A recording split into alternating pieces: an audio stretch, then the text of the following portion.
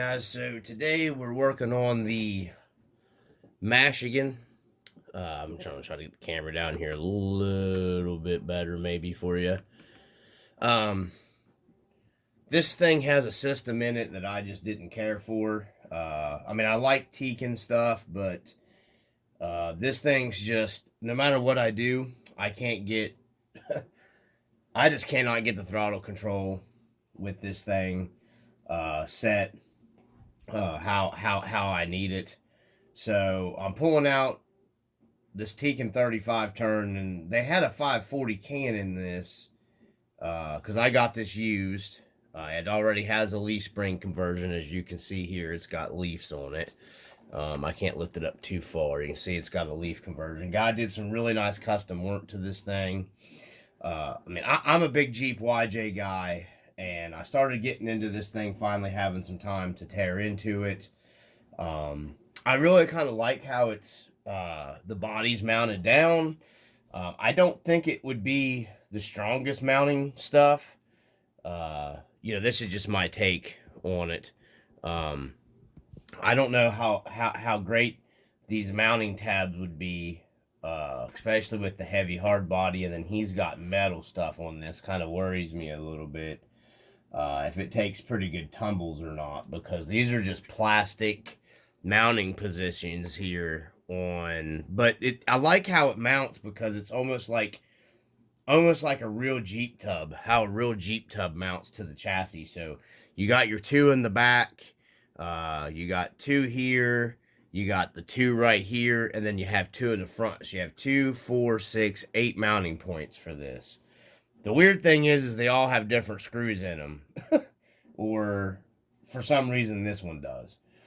So I just wanted to share that. So if you got the two back here in the back part of the tub, and then you have the two right up from that in the back of the tub, and I call it it's a tub because that's what they call Jeep tubs. That's the tub of the body. You have the two in the center here by where your transfer case sits right here on your transmission. You have the two there. And then you have the two in the front, just like your YJ. I think it just has the one in the center, the actual 1-to-1. But you have the two up here in the front part. And then this whole body comes off, and it doesn't take very long to remove it. Somebody's already upgraded the front shaft right here. They've already changed this out because I hear this can be problems. A guy I talk to a lot, Sir Chirps a lot, you can watch his, he has a really nice Mashigan build with like a scale die cast motor and stuff in it. He did a lot of custom stuff to it. Really nice. This one, I'm still working on. I'm trying to get just the electronics figured out. I've not been too overly impressed with the steering on this truck, and it could be something that was done when it was switched over from links to leaf. I don't know. I haven't got that far into it. Right now, I'm not too impressed with the steering of the truck. That's my main thing that I'm not impressed with. And trying to get the driveline smoothed out enough. So I'm just going to stop this here and then go into ripping next part, into taking all of this out, and then we'll just kind of take it apart together here on the channel. You know, I don't have any FMS, hardly Mashigan or anything like that content, and I just figured if I was working on it, I would share it. So we'll be right back. Okay, so a little closer look here at the front end.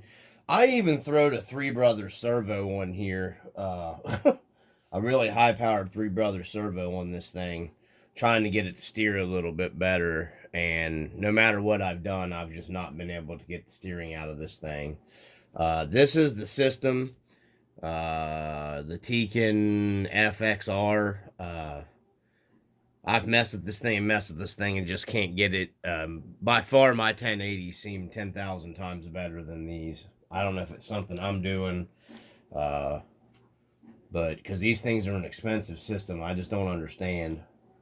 Somebody can comment down below maybe. I mean, I've had one of these before, but it just, I don't know. I never ran it a lot. I ran it a little bit.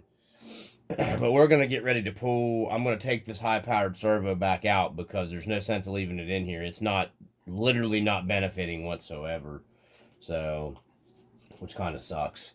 But, going to be taking the system out, This does, it may be that the 540 don't have enough, because I believe the stock motor was a 550 can, which I have the stock motor and stuff, but we're going to be putting a completely different home setup and everything in it. My go-to setup. So I'm going to get ready here. We're going to remove this dry shaft right here out of it. So see, and it wasn't even tightened down. I think I got this thing off of a real nice guy. He dealt it to me, he traded it to me.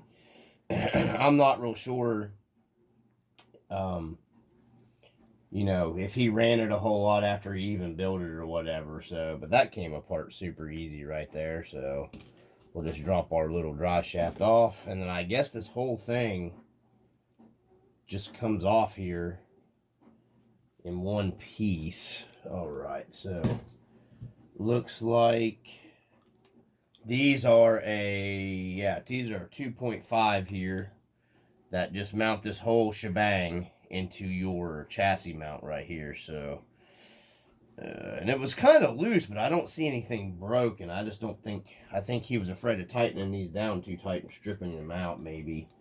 I'm not real sure, but I don't know. So you just got the two. I'm going to pull this whole thing off in one unit. You know, I don't know if that's what you got to do or what you got to do to get this apart or blah, blah, blah, blah, blah. Because I didn't look anything up before working on this. We just ripped into it. So that actually was pretty easy. See if we can unplug. This is my, yeah. Okay, so that's your planetary style transmission. I'm not sure how this is all going to come apart. I'm going to try to get all this other separated off of camera. Well, I got it separated there. And then we'll just go from there. So I guess it's already separated there, so it mounts in this way. We're going to need a 2mm to take the screws out of the back of that. I'm going to put those in there so I don't get those mixed up. So we're going to grab a 2mm wherever it went. It may be here on deck already. It is a 2mm. Alright, so I'm going to go ahead and stop this and try to get this angled down. Okay, so from the way this looks, it just looks like this is going to separate out of here. We're just going to take it apart. It's crazy that 2 screws holds this whole front piece in, to me. But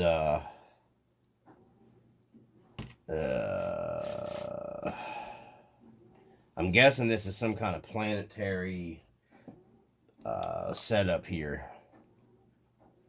We're going to shut this off. I'm going to see if I can find my power screwdriver. Okay, so I found my little bit in my power screwdriver, so we're just going to go ahead and back that loose here. And then we're going to back this one loose. Get it setting in there.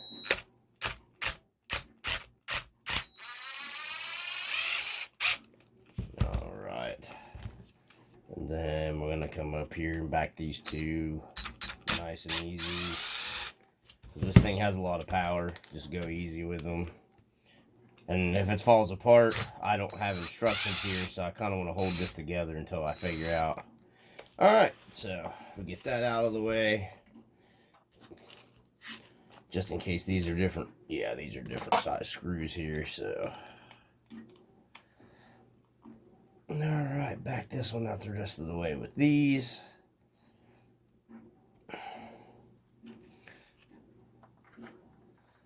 Definitely can tell which ones go where easy here, because these are uber long.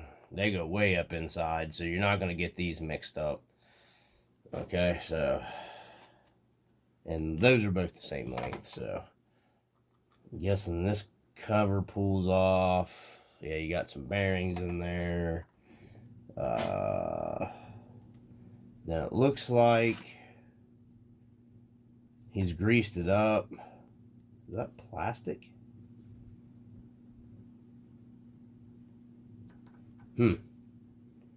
So it looks like you've got to take these stay in. So it's like a planetary, I guess, type deal.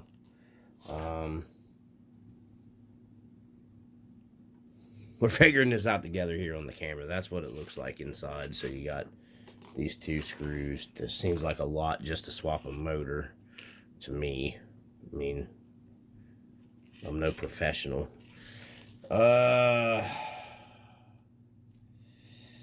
So let me get all this ESC junk off here.